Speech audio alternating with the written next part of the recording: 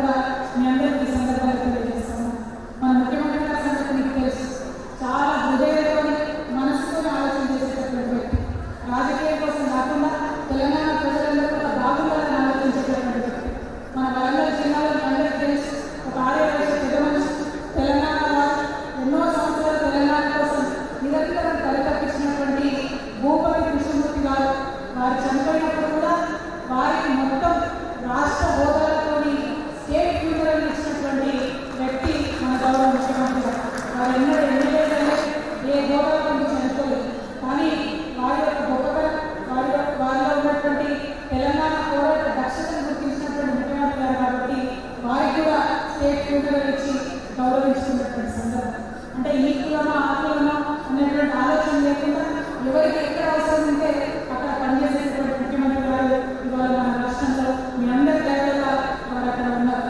మరి ఆర్య వైశ్యులకు సంబంధించి పెద్ద లక్ష్మీనారాయణ గారు చెప్పినట్టు కుల బాంధవులందరూ కూడా చెప్పినట్టు డెఫినెట్గా పేదవాళ్ళు ఆర్య వైశ్యులు కూడా ఉన్నారు. ఆ విషయం ముఖ్యమంత్రి గారు కూడా మొన్న ఈటల రాజేంద్ర గారి దగ్గరికి హుస్నాబాద్ సభ వెళ్ళినప్పుడు చెప్పడం జరిగింది.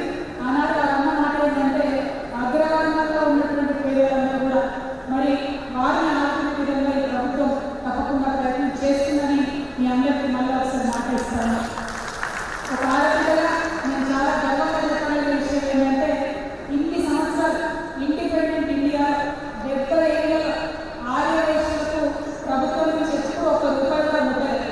కానీ తెలంగాణ వచ్చినాక 2014 నుండి ఇప్పటి వరకు పేద ఆర్య వైశ్యులకు కళ్యాణ లక్ష్మి రూపంలో వందలాది మంది కుటుంబాలకు మాత్రం తెలంగాణలో మనం ప్రభుత్వం నుండి ఆర్య వైశ్యులకు సహాయం చేసుకోగలుగుతాం. అంటే మీకు అర్థమవుతున్నది ఏ విధంగా ఈ ప్రభుత్వం పేదవారి కోసం పనిచేస్తున్నారు. కార్పొరేషన్ డిమాండ్ ఏదైతే ఉన్నదో ఇంకా మిగతా డిమాండ్స్ చాలా మంది పెద్దలు చేయడం జరిగింది. అవన్నింటినీ కూడా తప్పకుండా గౌరవ ముఖ్యమంత్రి గారి దృష్టికి తీసుకెళ్లడం అన్నది నా బాధ్యత. తప్పకుండా తీసుకెళ్లి ఆర్య వైశ్య కుల పెద్దలందరినీ కూడా వారితో ఒక మీటింగ్ ఏర్పాటు చేసే విధంగా నా వంతు ప్రయత్నం నేను చేస్తానని ఈ సందర్భంగా మీ అందరూ కూడా మనవి చేస్తాను. మరి మన నిజామాబాద్ జిల్లాకు సంబంధించి అందరూ శాసనసభ్యులు కూడా కోరినారు.